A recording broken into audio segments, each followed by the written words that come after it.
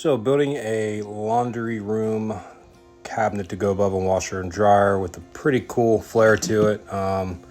So starting out here, I'm ripping down this plywood on a piece of styrofoam with my track saw.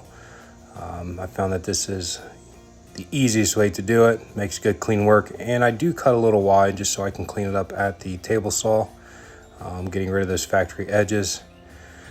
Then moving on to this table saw, I'm cutting my all my panels for my cabinets, my side and bottom and top panels.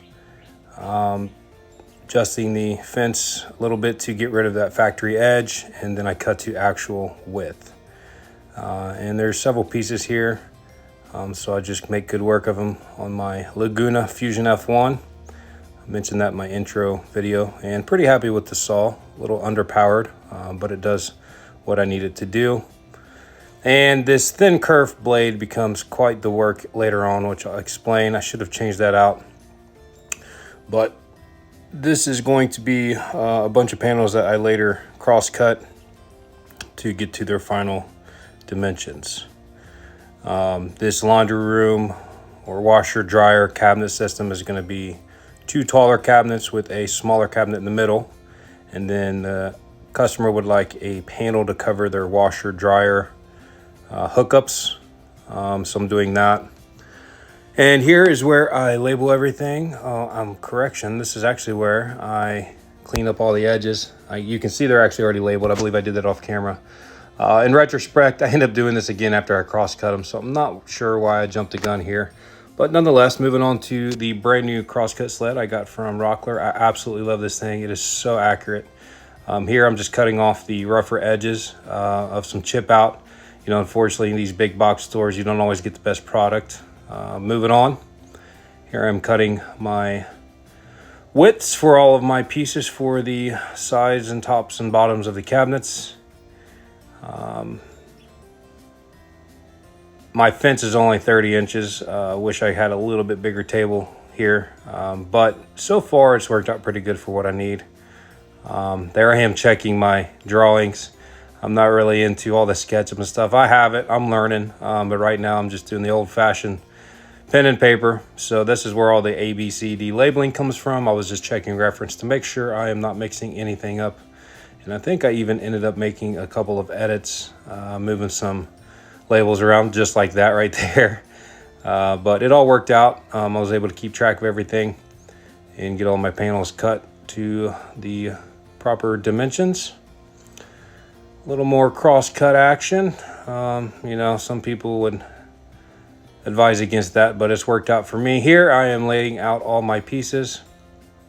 And then now I am drawing some reference lines for the dados I'm about to create for the back panel and then for the top and bottom panels to the actual box. So I'm taking a piece of plywood, getting my 3/4 inch depth, and then I've got a gauge here to get my 1/4 inch depth on the blade. And as I start to just create on 3 sides, the back side will just be wide enough for that back panel to slide into, 1/4 inch maple panel. The bottom and top are going to be 3/4 inches wide to accept a piece of 3/4 inch plywood. Now, talking about the thin curved blade that I mentioned earlier, well, the whole objective here is to just adjust the fence little by little and to keep nibbling away at until I have the proper 3/4 inch width. Well, with a thin curved blade, that takes a lot of nibbling. Should have went and put my dado stack in. Didn't really feel like it. I wish I would have now at this point, but no big deal. Trying my back panel. Looked like one more quick adjustment. And we're about to be able to move on to eating out the rest of the bottom and top dados for the panels on the box. So just more nibbling. I really wish I would have went with my dado stack here. When I do create the doors, I'm going to definitely move to that.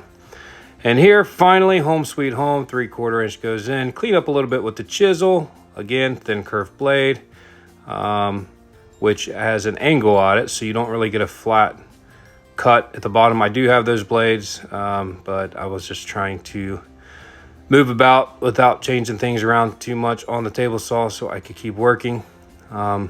but chisel makes quick work of it. Not a big deal, just another extra step.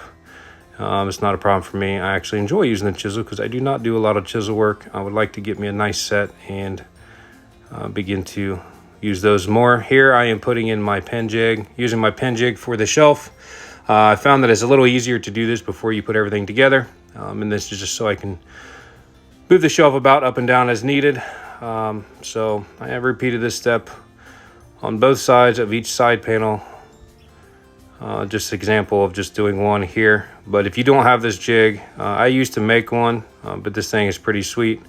It's made much quicker work of creating these holes for your pins for your shelving. Now I'm putting my box together, adding a little bit of glue, and I think I already had one put together off camera just to make sure I was doing everything right. I made bunches of cabinets, but I haven't filmed them before. And now I've got pieces falling on the floor. Oh, there goes another one. It do be like that sometimes, but I finally got them all to kind of cooperate and make sure everything was flush there. And okay, time to put some clamps on. This is getting ridiculous. So one more try, clean up the glue, let's go, make sure you're flush. And I did get these little shims that you're going to see there, that square shim, just to not put any indent on the exterior of the panels because I'm going to be painting this. I want them to look good. So I get the bottom a little tight, not totally fastened, but tight enough to work with the top. Once those are in place, I'm able to slide my back panel in, make sure that the back panel is flush, tighten the bottoms a little bit. I guess it would be the face once I flip it up here. And then I do the other two clamps on the back side. Once again, using these shims. Yes, there's rubber feet on them, but still, you put enough pressure, you are going to leave an indent.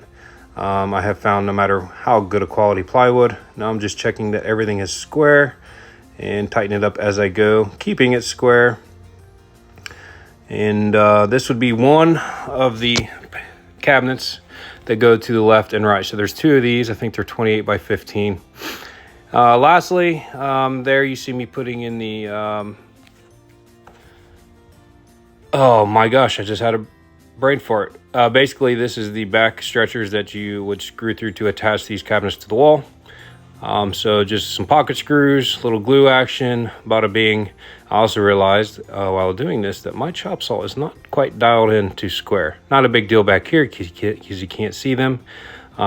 Typically you're going to use two stretchers on every cabinet. However, this 12-inch cabinet is going to be stuck between these two tall cabinets. And I didn't really see the need to drive extra screws into that because they will be attached to the other cabinets as well as the wall. So I got all my stretchers in. I'll use a little spacer there just to keep everything for reference when I do go to screw everything in. And this is pretty much wrapping up these cabinets for the night. They will dry overnight and ready to move on to the doors. Thanks for watching, guys.